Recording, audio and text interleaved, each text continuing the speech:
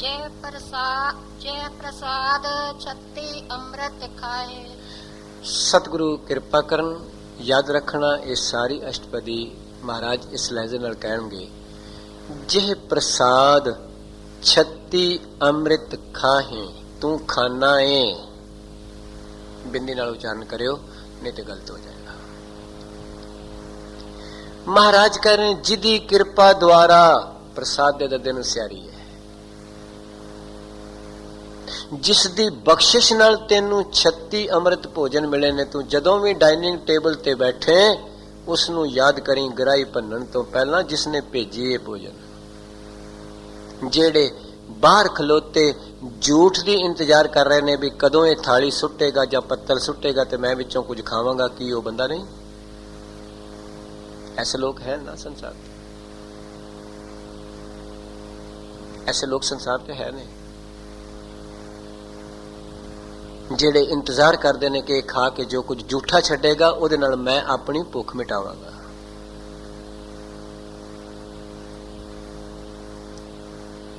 ते मैं एक बेनती कर देवां, कुछ पेट दे भुखे हुंदे ने, कुछ नजर दे भुखे हुंदे ने।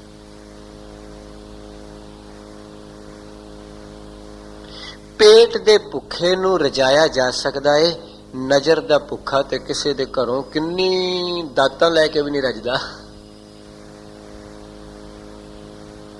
रब ना कराए विआह शादियां में जेड़े रिश्तेदार किसी नूं नजर दे भुखे टक्कर जांदे ने, वो नहीं जे रजदे।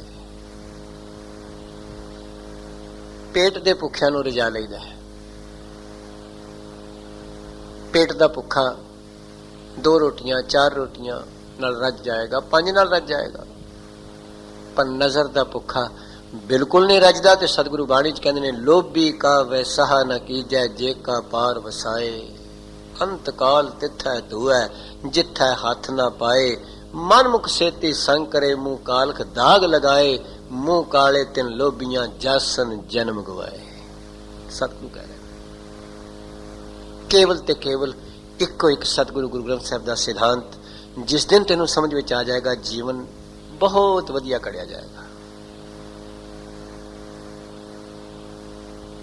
गुरुदेव कह रहे तो सतगुरु कह रहे ने, बख्शिश कर रहे ने, जे प्रसाद 36 अमृत खाहे तू खाना है। 36 प्रकार दे भोजन, सवेरे कुछ होर, दोपहरा नूं होर, शामां नूं होर। जिन्ना वड्डा तेरा डाइनिंग टेबल है जो दे उत्ते उन्नियां ही डिश ज्यादा ने, तां याद रखी उन्ना ही ओहदा धन्नवाद ज्यादा करना शुरू कर दे।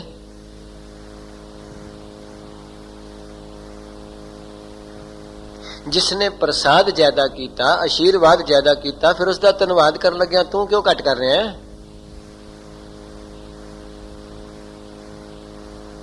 गुरुदेव कह रहे हैं, जिह प्रसाद जिदी कृपा द्वारा 36 अमृत खाहे तू 36 अमृत खाना है। कई किस्म दे भोजन खाना है, चॉइस दे खाना है। ते गुरुदेव कह रहे ने, बख्शिश कर रहे ने, कृपालता कर रहे ने। आ अगली पंक्ति धन्नवादी है। तिस ठाकुर को रख मन माहे। बस आही गल है ना। सतगुरु कहते ने उस ठाकुर नूं, ठाकुर कहते ने दाते नूं, देण वाले नूं। एक हुंदा ठाकर, वो हुंदा पत्थर।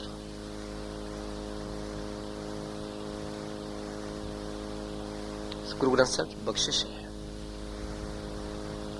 ठाकर पत्थर की मूर्ति नूं भी कहंदे ने, पर ठाकुर दाता वडियाई दा लफज है। यूपी विच बोलिया जाता है ठाकुर साहब।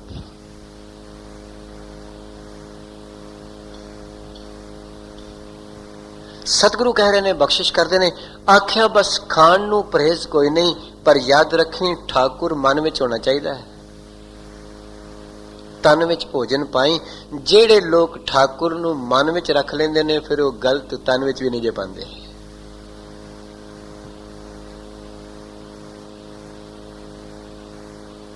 जेड़े मन विच ठाकुर नूं रख लैणगे, वो मूंह विच भी गलत नहीं पाणगे चीज।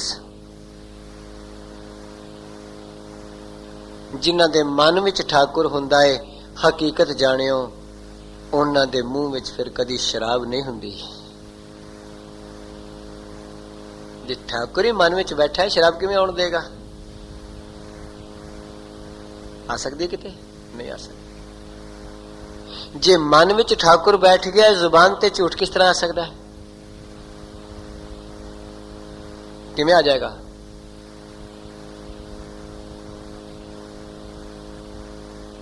ਜੇ ਮਨ ਵਿੱਚ ਹੀ ਸੱਤ ਵਸ ਗਿਆ ਹੈ, ਗੁਰਦੇਵ ਦਾ ਫੈਸਲਾ, ਮਨ ਮੈਲਾ, ਸਭ ਕੁਝ ਮੈਲਾ। ਜਦ ਮਨ ਵਿੱਚ ਠਾਕੁਰ ਆ ਗਿਆ ਹੈ, ਫਿਰ ਜ਼ੁਬਾਨ ਵਿੱਚ ਮੀਟ ਨਹੀਂ ਆ ਸਕਦਾ। ਇਹ ਪੱਕੀ ਗੱਲ ਹੈ। ਪੂਰੀ ਤਰ੍ਹਾਂ ਮਨ ਠਾਕੁਰ ਨਾਲ ਭਰਪੂਰ ਹੋ ਗਿਆ, ਕਿੱਥੇ ਆ ਜਾਏਗਾ? ਸਵਾਲ ਹੀ ਪੈਦਾ ਨਹੀਂ ਹੁੰਦਾ। ਜਿੱਦਨ ਪੂਰੀ ਤਰ੍ਹਾਂ ਮਨ ਠਾਕੁਰ ਨਾਲ ਭਿੱਜ ਗਿਆ ਨਾ, ਉਸ ਦਿਨ ਗੰਦਗੀ ਉੱਥੇ ਨਹੀਂ ਹੋਏਗੀ। ਸਵਾਲ ਹੀ ਪੈਦਾ ਨਹੀਂ ਹੁੰਦਾ। ਆ ਗੁਰਦੇਵ ਕਹਿ ਰਹੇ ਨੇ, ਬਖਸ਼ਿਸ਼ ਕਰ ਰਹੇ ਨੇ, ਕਿਰਪਾ ਕਰ ਰਹੇ ਨੇ। ਆਖਿਆ ਤੂੰ ਮੂੰਹ ਵਿੱਚ ਖਾ 36 ਅੰਮ੍ਰਿਤ, ਪਰ ਇਸ ਤੋਂ ਪਹਿਲਾਂ ਤੂੰ ਧੰਨਵਾਦ ਕਰਨ ਦੀ ਆਦਤ ਪਾ ਲਏਗਾ। ਠਾਕੁਰ ਤੇਰੇ ਮਨ ਵਿੱਚ ਆ ਗਿਆ, ਯਾਦ ਰੱਖੀ ਗੱਲ ਬਣ ਜਾਏਗੀ। ਉਹ ਟੇਬਲ ਵੀ ਤੈਨੂੰ ਯਾਦ ਕਰਾਏਗਾ ਉਸਦੀ, ਜਿੱਥੋਂ ਆਏ ਨੇ ਪਦਾਰਥ। ਉਹ ਥਾਲੀ ਵੀ ਤੈਨੂੰ ਯਾਦ ਕਰਾਏਗੀ ਉਸਦੀ, ਜਿੱਥੋਂ ਰਿਜ਼ਕ ਆਇਆ ਏ। ਕਿਉਂ? ਕਿਉਂਕਿ ਤੇਰੇ ਮਨ ਵਿੱਚ ਦੇਣ ਵਾਲਾ ਵਸ ਗਿਆ ਨਾ। ਇਹ ਧੰਨਵਾਦ ਹੈ। ਜਿਹ ਪ੍ਰਸਾਦ 36 ਅੰਮ੍ਰਿਤ ਖਾਹੇ। ਤੇ 36 ਆਮ ਤੌਰ ਤੇ ਨੌਜਵਾਨ ਪੀੜ੍ਹੀ ਨੂੰ ਸ਼ਾਇਦ ਨਾ ਪਤਾ ਹੋਵੇ, ਮੈਂ ਬੇਨਤੀ ਕਰ ਦੇਵਾਂ। ਜਦੋਂ ਖਾਣ ਦੀਆਂ ਸਾਰੇ ਪਦਾਰਥਾਂ ਦੀ ਗਿਣਤੀ ਹੋ ਜਾਏ, ਉਸ ਨੂੰ 36 ਕਹਿੰਦੇ ਨੇ। ਕੋਈ ਵੀ ਪਦਾਰਥ ਬਾਕੀ ਨਹੀਂ ਖਾਣ ਵਾਲਾ, ਬਾਹਰ ਬਚਿਆ। ਇਹ ਬਚਨ ਹੈ। ਇਸ ਵਾਸਤੇ ਮਹਾਰਾਜ ਕਹਿੰਦੇ ਨੇ, ਜਿਹਦੀ ਕਿਰਪਾ ਨਾਲ ਤੂੰ 36 ਪ੍ਰਕਾਰ ਦੇ ਭੋਜਨ ਖਾਣਾ ਹੈ। ਜੈਸੇ ਪੁਰਾਣਕ ਮਤ ਵਿੱਚ ਆਉਂਦਾ ਹੈ ਕਿ ਇੱਕ ਇੱਕ ਪੱਤਾ ਬਨਸਪਤੀ ਦਾ ਤੋੜੀਏ ਤੇ 18 ਪੰਡਾ ਭਾਰ ਬਣਦਾ, ਤਾਂ ਸਤਿਗੁਰੂ ਨੇ ਬਾਣੀ 'ਚ ਲਿਖਿਆ ਭਾਰ 18। ਭਾਰ ਮੈਨੇ ਪੰਡ, 18 ਮੈਨੇ 18। ਤਾਂ ਗੁਰੂ ਸਾਹਿਬ ਕਹਿੰਦੇ ਨੇ, ਬਖਸ਼ਿਸ਼ ਕਰਦੇ ਨੇ, ਜੇ ਪ੍ਰਸਾਦ 36 ਅੰਮ੍ਰਿਤ ਖਾਹੇ। ਜਿਹਦੀ ਕਿਰਪਾ ਨਾਲ ਤੂੰ 36 ਪ੍ਰਕਾਰ ਦੇ ਭੋਜਨ ਖਾਣਾ ਹੈ, ਚॉइस ਕਰਨਾ ਹੈ। ਤਿਸ ਠਾਕੁਰ ਕੋ ਮਹਾਰਾਜ ਕਹਿੰਦੇ, ਐਸੇ ਦਾਤੇ ਨੂੰ ਮਨ ਵਿੱਚ ਰੱਖ ਲੈ, ਬਸ ਇਹੀ ਧੰਨਵਾਦ ਹੈ। ਹੋਰ ਤੂੰ ਉਹਦਾ ਧੰਨਵਾਦ ਕੀ ਕਰ ਸਕਦਾ ਹੈ? ਹੋਰ ਤੂੰ ਕੋਈ ਦੇ ਸਕਦਾ, ਉਹਦੀ ਫੀਸ ਦੇ ਸਕਦਾ? ਤੈਨੂੰ ਉਹਨੇ ਲੱਖਾਂ ਰੁਪਏ ਦਿੱਤੇ ਨੇ, ਤੂੰ 10 ਰੁਪਏ ਮੱਥਾ ਟੇਕ ਕੇ ਸਮਝ ਬੜਾ ਕੁਝ ਦਿੱਤਾ ਹੈ। ਤੂੰ ਕੀ ਦੇ ਸਕਦਾ ਹੈ? ਮੰਗਤਾ ਕੀ ਦੇ ਸਕਦਾ ਦਾਤੇ ਨੂੰ? ਤੇਰਾ ਦਿया ਤੁਝੇ ਕਿਆ ਅਰਪਣ, ਕੀ ਅਰਪਣ ਕਰ ਸਕਦਾ ਹੈ ਉਸਨੂੰ? ਉਸਨੇ ਤੈਨੂੰ ਸਰੀਰ ਦਿੱਤਾ ਹੈ, ਤੂੰ ਕੀ ਅਰਪਣ ਕਰ ਸਕਦਾ ਹੈ? ਤਾਂ ਗੁਰਦੇਵ ਕਹਿੰਦੇ ਨੇ, ਤਿਸ ਠਾਕੁਰ ਕੋ, ਉਸ ਦਾਤੇ ਨੂੰ ਹਮੇਸ਼ਾ ਮਨ ਵਿੱਚ ਰੱਖ ਲੈ, ਬਸ ਇਹੀ ਉਹਦਾ ਧੰਨਵਾਦ ਹੈ, ਇਹੀ ਸ਼ੁਕਰਾਨਾ ਹੈ, ਇਹੀ ਥੈਂਕਸ ਹੈ ਕਿ ਤੇਰੇ ਮਨ ਵਿੱਚ ਉਹ ਵਸ ਜਾਏ। ਤੇ ਜਦੋਂ ਮਨ ਵਿੱਚ ਵਸੇਗਾ, ਫਿਰ ਗਲਤ ਖਾਣਾ ਨਹੀਂ ਹੋਏਗਾ, ਫਿਰ ਗਲਤ ਪੀਣਾ ਵੀ ਨਹੀਂ ਹੋਏਗਾ। ਫਿਰ ਖਾਣਾ ਵੀ ਗੁਰੂ ਦੀ ਮੱਤ ਵਾਲਾ ਤੇ ਪੀਣਾ ਵੀ ਗੁਰੂ ਦੀ ਮੱਤ ਵਾਲਾ ਬਣ ਜਾਏਗਾ। ਪਾਤਸ਼ਾਹ ਕਹਿ ਰਹੇ ਨੇ, ਹਾਂਜੀ, ਜੇ ਪ੍ਰਸਾਦ ਸੁਗੰਧਤ ਤਨ ਲਾਵੇ। ਹਾਂ, ਗੁਰਦੇਵ ਕਹਿੰਦੇ, ਜਿਸ ਦੀ ਕਿਰਪਾ ਨਾਲ ਤੂੰ ਆਪਣੇ ਸਰੀਰ ਤੇ ਸੁਗੰਧੀ ਲਾ ਰਿਹਾ, ਤਨ ਦੇ ਨੰਨੇ ਨੂੰ ਸਿਆਰੀ ਹੈ ਸਰੀਰ ਤੇ। ਪਰ ਮੈਂ ਇੱਕ ਬੇਨਤੀ ਕਰਾਂ, ਕਈ ਲੋਕ ਬਹੁਤ ਵਧੀਆ ਵਧੀਆ ਸੈਂਟ ਵਰਤਦੇ ਨੇ, ਕੁਦਰਤੀ ਗੱਲ ਹੈ, ਸੰਸਾਰ ਦੀ ਐਸੀ ਰਵਾਇਤ ਹੈ। ਬਹੁਤ ਵਧੀਆ ਸੈਂਟ ਸਰੀਰ ਤੇ ਲੱਗਾ ਹੈ, ਪਰ ਜਦੋਂ ਗੱਲ ਕਰਦਾ ਹੈ ਤੇ ਹੰਕਾਰ ਦੀ ਬਦਬੂ ਆਉਂਦੀ ਹੈ।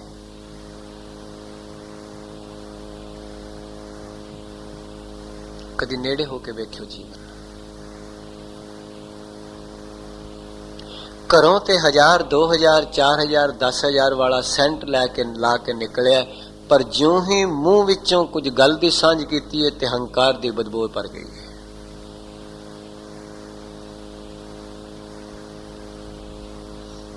सतगुरु जी बख्शिश करते ने, रहमत करते ने, कृपालता करते ने।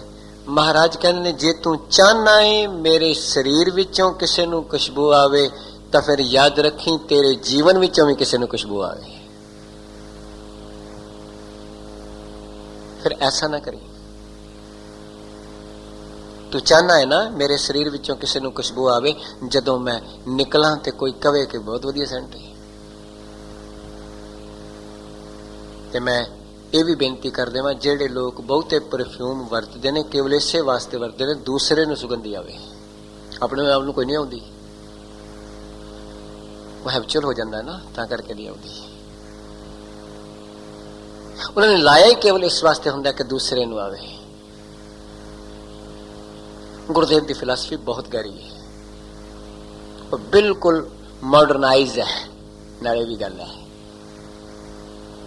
तो गुरुदेव कहते ने जे तू चाहना है कि मेरे शरीर तो किसी नूं खुशबू आवे, इस तो पहला पहला ये सोच लें कि तेरे जीवन विचों भी किसी नूं खुशबू आवे। जे जीवन विचों बदबू आवे ते शरीर विचों खुशबू आवे, ये तो थोड़ी देर बाद बदबू विच बदल जाएगी। जे तेरे शरीर विचों केवल खुशबू आ रही है ते जीवन विचों बदबू आ रही है तो फिर कुछ भी नहीं। यही हाल है। गल करदा है बदबू निकलती है हंकार दी, अखां विच बदबू है तकण दी, कन्नां विच सुनन दी माड़ा बदबू है, जुबान खोलदा है बदबू है माड़ा बोल, पैरां विच बदबू है माड़ी जगह जाण दी। तो गुरुदेव कहते हैं तेरा सेंट की करेगा फिर। पातशाह कहते ने जे प्रसाद सुगंधत तन लावै, जिस दी कृपा नाल तू अपने शरीर ते सुगंधी लाईए, याद रखी जेड़ा सब तो सुगंधत है, जेड़ा कदी मैला ही नहीं होया, उस दे गुण गाया कर। जेड़ा कदी कौड़ा ही नहीं होया, जिसने कदी किसी नाल वैर विरोध किया ही नहीं, सतगुरु कह रहे ने बख्शिश करते ने अगली पंक्ति अंदर तिसको सिमरत परम गत पावै, परम गत पावै। सतगुरु कहते तू परम गति प्राप्त कर लेगा, मोक्ष हो जाएगी तेरी, जन्म मरण छुट जाएगा, विकारों तो छुट जाएगा, पुग जाएगा, पुग जाएगा तेरा जीवन। छोटे छोटे बच्चे पहला खेड सन, पुगदे सन सीधे पुथे हथ रख के, जेड़ा पुग जांदा सी उस दायरे विचों बाहर हो जांदा सी। जिंदगी जिदी गुरु पुगाएगा बख्शिश नाल तां ही पुगेगा, ते पुगेगा उदों जदों उसदी खुशबू अंदरों आएगी। एवें नहीं, जदों तेरा जीवन जिथों निकल जाएगा कोई याद करेगा कि वाकई इत्थे कोई आया सी। जब सतगुरु बख्शिश करन कोई पूछेगा भाई साहब जी फिर कदों आओगे, ते जेकर तू जिथों निकल गया ते किसी ने दरवाजे बंद कर लए, किथों आ गया कमबख्त, तो फिर पुगेगा कि फिर सुगंधी भी कादी आनी उथे। गुरसिखा तेरा गुरु एडा महान है, जे तू गुरु दी मत दा सेंट लैके विचरेगा, याद रखी जिथों जिथों दी लंघदा जाएगा उत्थे उत्थे सुगंधी फैलती जाएगी।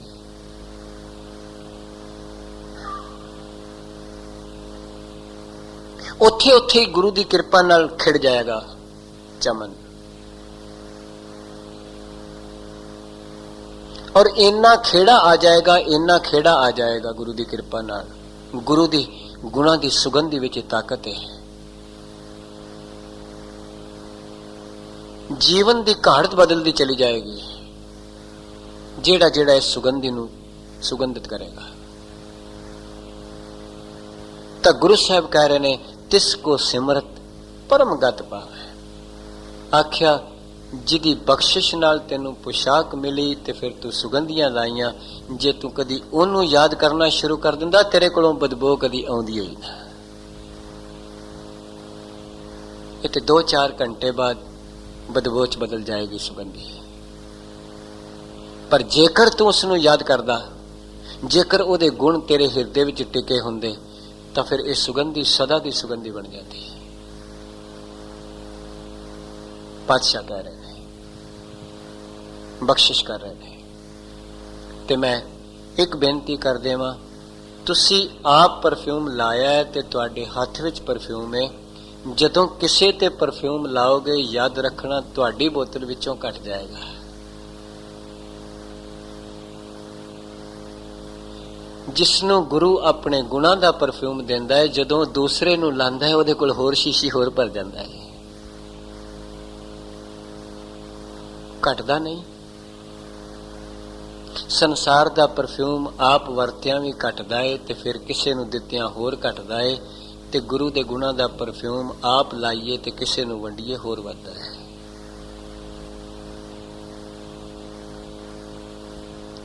ਸਤਿਗੁਰੂ ਕਹਿ ਰਹੇ ਨੇ, ਬਖਸ਼ਿਸ਼ ਕਰ ਰਹੇ ਨੇ, ਕਿਰਪਾਲਤਾ ਕਰ ਰਹੇ ਨੇ, ਤਿਸ ਕੋ ਸਿਮਰਤ ਪਰਮ ਗਤ ਪਾਵੈ। ਆਖਿਆ ਤੈਨੂੰ ਪਰਮ ਗਤੀ, ਸਭ ਤੋਂ ਉੱਚੀ ਪਦਵੀ, ਜਨਮ ਮਰਨ ਕੱਟਿਆ ਜਾਏਗਾ, ਮੋਕਸ਼ ਹੋ ਜਾਏਗੀ, ਵਿਕਾਰਾਂ ਤੋਂ ਖਹਿੜਾ ਛੁੱਟ ਜਾਏਗਾ। ਹਾਂਜੀ, ਜੇ ਪ੍ਰਸਾਦ ਬਸੈ ਸੁਖ ਮੰਦਰ। ਆ ਪੰਕਤੀ ਗੁਰਸਿੱਖੀ ਵਿੱਚ ਬੜੀ ਆਮ ਹੈ, ਆਮ ਲੋਕਾਂ ਨੇ ਆਪਣੇ ਘਰਾਂ ਦੇ ਬਾਹਰ ਲਿਖੀ,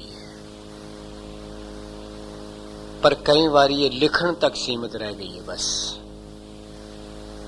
ਅੰਦਰ ਕੁਝ ਹੋਰ ਹੈ ਤੇ ਬਾਹਰ ਕੁਝ ਹੋਰ ਹੈ।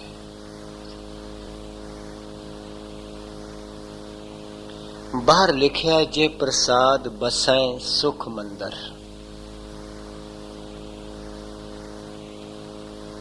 ਮੰਦਰ ਸਰੀਰ ਨੂੰ ਵੀ ਕਹਿੰਦੇ ਨੇ ਤੇ ਮੰਦਰ ਘਰ ਨੂੰ ਵੀ ਕਹਿੰਦੇ ਨੇ,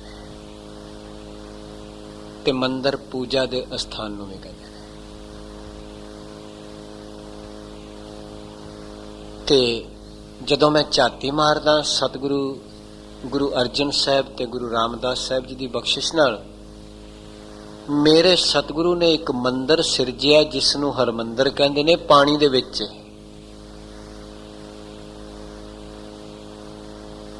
ਕਮਾਲ ਦੀ ਗੱਲ ਹੈ, ਹਰਮੰਦਰ ਵਿੱਚ ਬੈਠਿਆਂ ਹੋਇਆਂ ਵੀ ਪਾਣੀ ਅੰਦਰ ਨਹੀਂ ਵੜਦਾ। ਹਰਮੰਦਰ ਸਾਹਿਬ ਜਾਓ, ਹਰਮੰਦਰ ਪਾਣੀ 'ਚ ਹੈ, ਪਰ ਜਿਹੜਾ ਪਾਣੀ ਵਿੱਚ ਬੈਠਦਾ ਉਹਦੇ ਵਿੱਚ ਪਾਣੀ ਨਹੀਂ ਵੜਦਾ। ਹਰਮੰਦਰ ਵਿੱਚ ਬੈਠੇ ਨੂੰ ਪਾਣੀ ਨਹੀਂ ਵੜਦਾ। ਹਰਮੰਦਰ ਪਾਣੀ 'ਚ ਹੈ, ਜਿਹੜਾ ਹਰਮੰਦਰ ਵਿੱਚ ਬੈਠਾ ਹੈ ਉਹਨੂੰ ਪਾਣੀ ਨਹੀਂ ਲੱਗਾ। ਯਾਦ ਰੱਖਣਾ, ਸਤਿਗੁਰੂ ਕਿਰਪਾ ਕਰ ਦਿੰਦੇ ਨੇ, ਬਖਸ਼ਿਸ਼ ਕਰ ਦਿੰਦੇ ਨੇ। ਜਿਹੜੇ ਸੰਸਾਰ ਰੂਪੀ ਸਰੀਰ, ਸੰਸਾਰ ਰੂਪੀ ਮੰਦਰ ਵਿੱਚ ਰਹਿੰਦੇ, ਘਰਾਂ ਵਿੱਚ ਰਹਿੰਦੇ ਨੇ ਸੰਸਾਰ ਰੂਪੀ ਸਾਗਰ ਦੇ, ਜੇਕਰ ਉਹ ਗੁਰੂ ਦੀ ਮੱਤ ਵਾਲੇ ਨੇ ਤੇ ਫਿਰ ਉਹਨਾਂ ਦੇ ਅੰਦਰ ਵਿਕਾਰਾਂ ਦਾ ਪਾਣੀ ਨਹੀਂ ਵੜਦਾ। ਸੰਸਾਰ ਵਿੱਚ ਰਹਿੰਦਿਆਂ ਹੋਇਆਂ ਗੁਰਸਿੱਖ ਦੇ ਘਰ ਵਿੱਚ ਅਗਰ ਸ਼ਰਾਬ ਨਹੀਂ ਵੜ ਰਹੀ ਤੇ ਰਹਿ ਤੇ ਸੰਸਾਰ ਵਿੱਚ ਰਿਹਾ। ਪਾਣੀ ਵਿੱਚ ਪਿਆ ਹਰਮੰਦਰ ਬਣਿਆ ਹੋਇਆ, ਪਰ ਹਰਮੰਦਰ ਵਿੱਚ ਬੈਠਣ ਵਾਲੇ ਨੂੰ ਪਾਣੀ ਕੁਛ ਨਹੀਂ ਕਹਿ ਰਿਹਾ। ਸੰਸਾਰ ਰੂਪੀ ਸਾਗਰ ਵਿੱਚ ਜਿਹਦਾ ਘਰ ਹੈ, ਮੰਦਰ ਹੈ, ਅਗਰ ਉਸ ਮੰਦਰ ਵਿੱਚ ਗੁਰੂ ਦੀ ਮੱਤ ਹੈ ਤੇ ਸੰਸਾਰ ਉਹਦੇ ਵਿੱਚ ਨਹੀਂ ਵੜ ਸਕਦਾ। ਤਾਂ ਗੁਰੂ ਸਾਹਿਬ ਕਹਿ ਰਹੇ ਨੇ, ਗੁਰੂ ਅਰਜਨ ਪਾਤਸ਼ਾਹ ਕਹਿ ਰਹੇ ਨੇ, ਜੇ ਪ੍ਰਸਾਦ ਬਸੈ ਸੁਖ ਮੰਦਰ। ਜਿਹਦੀ ਬਖਸ਼ਿਸ਼ ਨਾਲ, ਕਿਰਪਾ ਨਾਲ ਤੂੰ ਸੋਹਣੇ ਘਰ ਵਿੱਚ ਰਹਿ ਰਿਹਾ ਹੈ, ਵਸ ਰਿਹਾ ਹੈ। ਉਸ ਕੋਠੀ ਦੀ ਸੁੰਦਰਤਾ ਨੂੰ ਵੇਖ ਕੇ, ਡਰਾਇੰਗ ਰੂਮ ਦੀ ਸੁੰਦਰਤਾ ਨੂੰ ਵੇਖ ਕੇ, ਬੈਡਰੂਮ ਦੀ ਸੁੰਦਰਤਾ ਨੂੰ ਵੇਖ ਕੇ ਕਦੀ ਉਹਦੇ ਵੱਲ ਝਾਤੀ ਮਾਰਿਆ ਕਰ ਜਿਸ ਨੇ ਤੈਨੂੰ ਦਿੱਤੇ ਨੇ। ਬਸ ਫਿਰ ਤੇਰੇ ਮੰਦਰ ਵਿੱਚ, ਤੇਰੇ ਘਰ